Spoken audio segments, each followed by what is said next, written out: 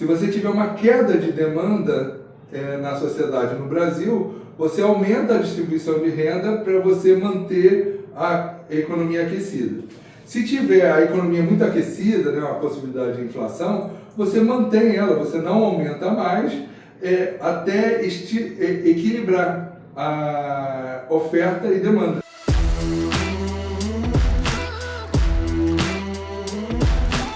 Prazo para a implantação de tudo isso. Por exemplo, nós ganhamos em janeiro é o assunto. Quantos meses, quanto tempo para a gente... A parte técnica, eu conversei com o presidente da Associação de Bancos Comunitários do Brasil, Joaquim Melo, meu amigo, já tive com ele várias vezes, e ele falou que em 3 meses ele implanta. A gente vai ter que ter a sede do banco, a gente vai ter que cadastrar todos os comerciantes, vai ter que cadastrar as pessoas, mas a parte operacional são 3 meses. Tem uma questão de prazos e datas que é o seguinte, a lei não permite implementação de um projeto desse de distribuição de renda em ano eleitoral. Então, a gente teria que implantar no ano que vem, porque o outro ano já tem eleição para governador, presidente. Então, a gente tem que ver essas regras e a implantação disso, depois a gente vai falar da fonte, de onde vem o dinheiro, é uma decisão política.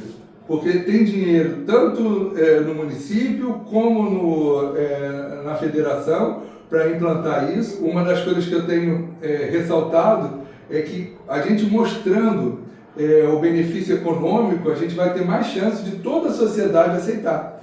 Né? A palestra que eu levei para a Universidade de San Diego, na Califórnia, meu primeiro slide eu falava que a distribuição de renda ela tem 2 pontos de contato com a sociedade. Assistência social, né, ajuda aos mais necessitados, e o outro, desenvolvimento econômico, que a gente percebeu aí até com o auxílio emergencial de R$600, eu tenho aqui reportagem também, que enquanto no estado do Rio de Janeiro caiu 30% a arrecadação, em Maricá aumentou 15% a arrecadação. O estado do Pará foi a época que mais arrecadou impostos, foi quando teve o auxílio emergencial. Então, a gente consegue perceber que tem uma relação com o desenvolvimento econômico. E o que eu argumento é que a academia e os políticos estão negligenciando a importância do desenvolvimento econômico. E enquanto a sociedade, ela já está dizendo que 170 bilhões, que é o caso do Bolsa Família, já é muito para ajudar os mais necessitados. Então a sociedade é contra a expansão disso, só que eu estou tentando ver, para que a gente consiga dar esses passos, mostrar o desenvolvimento econômico que isso pode gerar. Então se a gente entender que esse dinheiro ele circula e ele volta, né? Eu tive um candidato na eleição de 2020, ele era contra o Bolsa Família, aí eu falei para ele, não, nosso projeto é diferente, todo mundo tem direito. Ele falou, eu vou receber também? Aí eu falei, vai. Então eu sou a favor. Bom, o segundo tópico aqui é o aumento da arrecadação, né? Como eu já citei, né? Quanto mais distribuição de renda, mais ISS, ICMS gera, né? A extinção da pobreza e da fome, a geração de mais postos de trabalho, também eu já toquei no assunto, né? A diminuição da criminalidade, eu também falei. A diminuição da evasão escolar também é evidente. Eu achei aqui uma reportagem falando sobre a Rede Brasileira de Renda Básica, e aí ele fala dos prós e os contras, que aí eu não entendo nada de matemática, né, de número. Aí ele fala aqui que teria, no caso, os contras, aumento da inflação, né, por conta do aumento da demanda de bens e serviços. O padrão de vida aumentaria ao longo por causa dos preços inflacionados. Eu queria só saber se corre esse risco. Não fará uma diferença real para as famílias atingidas pela pobreza. Bem, isso é no site da Rede Brasileira de Renda Básica. A renda gratuita poderia desincentivar as pessoas a conseguir, foi aquele que você falou, do emprego. E assim, uma forte oposição às doações para as pessoas. Seria como se a própria sociedade parasse um pouco com as questões de filantropia, né, do apoio aos mais vulneráveis. Esses são os mitos, né, que a gente quebra essas objeções. Ele coloca como contra, né? Ele coloca os prós e os contras. Então, isso aí, a gente também tem estudos que mostram que isso não acontece. Sobre a questão da geração de inflação. Se a gente pegar e fizer uma distribuição de renda e começar com R$ 2.400 para todo mundo, aí sim, aí vai desequilibrar o mercado de consumo. Mas por isso que a nossa proposta, tanto no município como federal, é começar com um valor pequeno, de R$100, e ir crescendo gradativamente, e aí vai entrar no paper que eu levei para a Universidade de Lisboa, que eu coloco a distribuição de renda como uma ferramenta econômica anticrise. Se você tiver uma queda de demanda na sociedade no Brasil, você aumenta a distribuição de renda para você manter a economia aquecida. Se tiver a economia muito aquecida, né, uma possibilidade de inflação, você mantém ela, você não aumenta mais até equilibrar a oferta e demanda. Então, como a gente não está falando de emissão de papel moeda para colocar mais papel moeda no mercado, o que a gente está falando? A gente está falando, nós temos um volume de dinheiro que está circulando, a gente vai pegar uma parte dele, uma parte dos impostos, ou de dividendos de ações, que daqui a pouco eu vou chegar nesse assunto, e a gente vai distribuir para a população. Então a gente não vai criar dinheiro a mais, como temos o mito de inflação que aconteceu aqui na década de 70, que o governo federal imprimia um monte de moeda e gerava inflação. A gente não está falando, não está propondo emissão de moeda a mais. Então a gente está pegando uma moeda que já existe e só distribuir.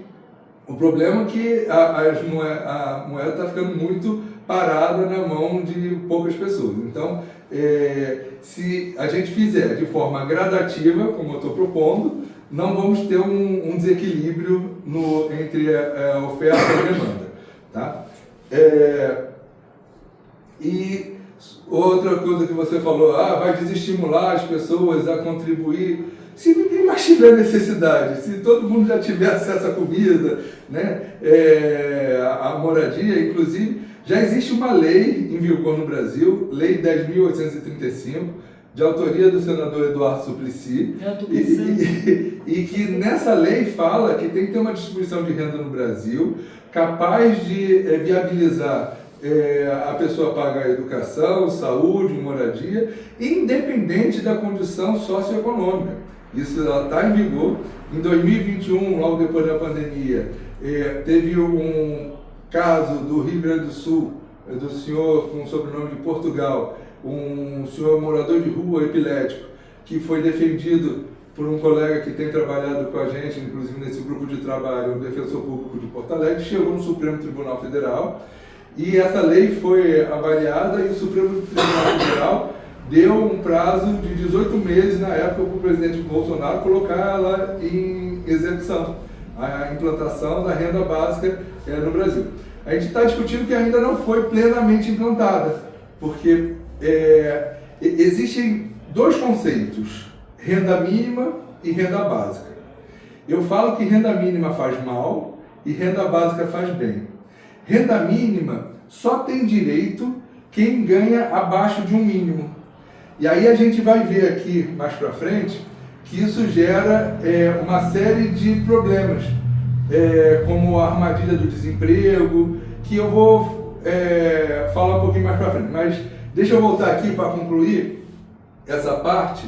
No Quênia, segundo a Organização Mundial da Saúde, 42% das mulheres com idade de 20 a 44 anos relataram violência física ou sexual de seus parceiros.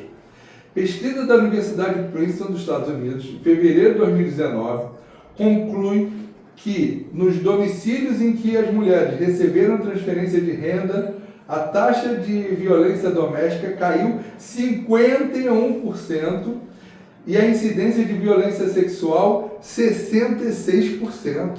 Isso é de arrepiar. Então, quando a mulher tem a dependência plena, que precisa pedir o homem um dinheiro para comprar um absorvente, precisa pedir o dinheiro para o homem para ir na manicure, ou seja lá qualquer coisa, comprar um vestido, gera um desgaste no relacionamento e acaba estimulando a violência doméstica. Mas a melhor coisa disso são pesquisas, né? E essa é fenomenal. Né? Imagina que ferramenta poderosa que a gente vai implantar aqui em Itatiaia e que vai mexer desde a fome, criminalidade, violência doméstica. E Maricá já tem há quanto tempo mesmo? Desde 2013. Tem pesquisa já sobre esses índices, Tem, indicadores? sim, e eu tive a honra de receber professores que vieram de Harvard para fazer pesquisa aqui em Maricá.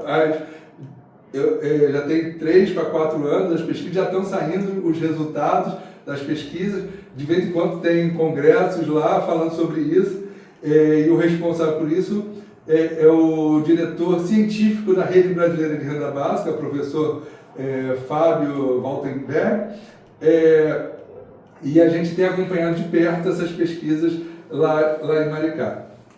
Tem algum, né, nos seus estudos, algum impacto da renda básica sobre o INSS, as questões previdenciárias e tanto a lei orgânica da assistência?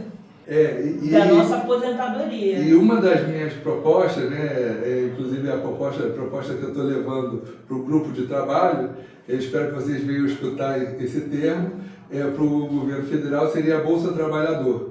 O que eu estou propondo? Nós já temos o Bolsa da Família para os mais necessitados. Qual é a próxima etapa para a gente chegar depois em 100% da população brasileira? Eu acho que chegou a hora da gente fazer uma distribuição de renda para quem tem contrato de trabalho. Então, com isso, estimular a contribuição para a Previdência Social.